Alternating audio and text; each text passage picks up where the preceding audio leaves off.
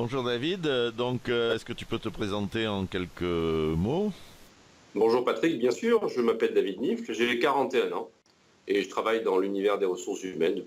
Je suis à mon compte depuis 10 ans et j'ai réalisé des activités variées, souvent en lien avec l'accompagnement professionnel et individuel, des exemples, bilan de compétences, cellules de reclassement et du coaching professionnel également. J'ai travaillé aussi dans des contextes collectifs, en accompagnant des entreprises pour l'élaboration de leur plan de formation, de leur démarche compétences. Et j'ai travaillé aussi dans le monde de l'alternance, des formations en alternance. Voilà. En fait, depuis février 2016, j'ai souhaité recentrer mes activités sur les TPE, PME. C'est un petit peu en guise d'introduction comme ça que j'ai rencontré SPGC. Ouais, C'est Patrick Desmond. ouais.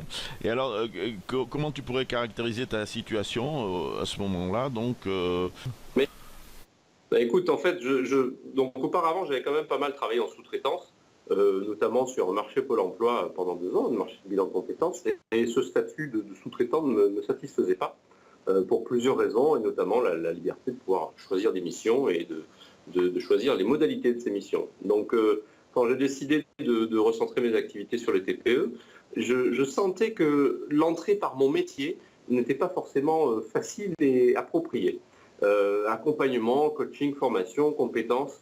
Je sentais une difficulté à établir une communication là-dessus avec d'éventuels clients et j'avais envie de faire autrement. Je me retrouvais en concurrence avec des prestataires qui proposaient la même chose, en tout cas qui en tout cas communiquaient sur le même type de notions, et ça ne m'allait pas. Donc je sentais qu'il fallait que je m'appuie plus sur l'entreprise et ses problématiques que sur mon profil, disons, qui d'ailleurs quelque peu atypique. D'accord. Et c'est pour ça que tu t'es intéressé à la méthode SPGC. Et qu'est-ce que ça a changé pour toi? Oui. Alors en fait, je vais te préciser un petit peu comment je suis venu à la méthode SPGC. La rencontre s'est faite par Internet. Dans la dynamique dans laquelle j'étais, je cherchais un petit peu à savoir quelles étaient les difficultés des TPE-PME. Donc je faisais une exploration, je dirais, à spectre un peu large. Et je suis tombé sur ton article de Dynamic Mag qui parlait de la stratégie des PME. Je crois que c'était le titre exact. Peut-on vendre de la stratégie, du management stratégique au TPE-PME? Et dans cet article-là, tu parlais justement des problématiques de structuration de seuil managérial. Et ça m'a beaucoup intéressé. Et c'est d'ailleurs là, si tu te souviens, que j'ai pris contact avec toi. D'accord. Et donc, qu'est-ce que ça t'a apporté? Qu'est-ce que ça a changé dans ta démarche et avec quels résultats? Ça m'a en fait conforté dans ma démarche. Si tu veux, j'ai trouvé un écho favorable à mon intuition avec ton texte, et puis par la suite par les contacts qu'on a eus. Donc ce que ça a changé, si tu veux, le changement était déjà amorcé avant de commencer, mais ça l'a conforté. Et ça m'a permis un petit peu de structurer ma pensée là-dessus et de structurer mon offre de service. D'accord. Et en quoi elle a changé donc ton offre? J'ai atteint mon objectif, c'est-à-dire qu'aujourd'hui, grâce à SPGC, j'ai bénéficié d'outils structurants pour pouvoir accompagner les entreprises, des outils que je ne maîtrisais pas, puisque ça ne faisait pas partie de mon cursus initial. Je donne un exemple sur l'analyse financière, par exemple, et le résultat différentiel. J'ai des notions assez basiques en gestion, et cet outil-là me permet aujourd'hui quand même assez sereinement d'aborder ces questions financières avec l'entreprise. Et je souhaitais le faire dès le départ. C'était quelque chose que j'avais en tête bien avant de tomber sur la méthode SPGC. Aujourd'hui, mon positionnement, il est clairement en entrée sur les problématiques de l'entreprise. Je suis complètement à l'écoute de mon interlocuteur et je n'ai pas du tout d'enjeu de vente de mon métier ou de telle prestation. J'écoute, ce qui est d'ailleurs ma compétence fondamentale, et c'est très bien ensuite pour pouvoir échanger et engager des choses très riches avec mes interlocuteurs, qui sont aujourd'hui des dirigeants de TPE. D'accord. Et ça donne des résultats positifs sur ton chiffre d'affaires? Oui, tout à fait, puisque ça m'a permis de décrocher depuis la fin de l'année dernière, depuis le mois d'octobre, 1, 2, 3, 4, 5 missions. D'accord. Pour un chiffre d'affaires global, combien à peu près?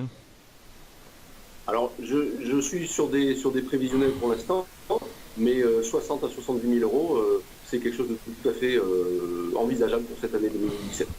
Donc, satisfait. Oui, satisfait. Il y a encore beaucoup de travail, notamment un travail de structuration commerciale. Donc j'ai besoin à ce stade-là non plus de réfléchir sur mon approche et le type de mission que je propose, mais de réfléchir sur mon organisation interne et sur sa structuration et notamment faciliter mon travail avec l'élaboration d'un certain nombre de documents commerciaux et de documents contractuels. D'accord. Qu'est-ce qui t'a paru le plus difficile dans l'affaire? Est-ce que tu as rencontré des difficultés et si oui, lesquelles? Écoute, les difficultés étaient globales parce que j'ai fait un choix au mois de février 2016 de cette transition assez abrupte finalement. Donc, quelques difficultés personnelles. Il a fallu que je vive un moment sur mes économies. Et la difficulté majeure, c'était vraiment de trouver ce positionnement. Vraiment savoir comment aborder les choses et bien préciser mon concept d'activité, une notion dont d'ailleurs tu abordes dans la méthode. Mmh. Et qu'est-ce que tu conseillerais à quelqu'un dans ta position pour éventuellement donc réussir le même virage que celui que tu as pris? Une chose principale, peut-être deux. En tout cas, en premier lieu, SPGC, c'est un outil, c'est une méthode, mais ce qui est le plus intéressant, c'est finalement toute la réflexion que ça suscite derrière. Et ce qui me semble très important, c'est l'originalité dont on est porteur. On peut s'inspirer d'autres choses, de choses qui se font. D'ailleurs, Patrick, toi, dans tes activités, finalement, il y a beaucoup de points communs avec ce que je mets en œuvre aujourd'hui, mais il ne faut pas copier, il faut vraiment s'inspirer et essayer de trouver en quoi on est authentique et de construire son concept d'activité là-dessus. Aujourd'hui, c'est très riche et ça me rend très serein par rapport à mes relations commerciales, mes relations d'affaires.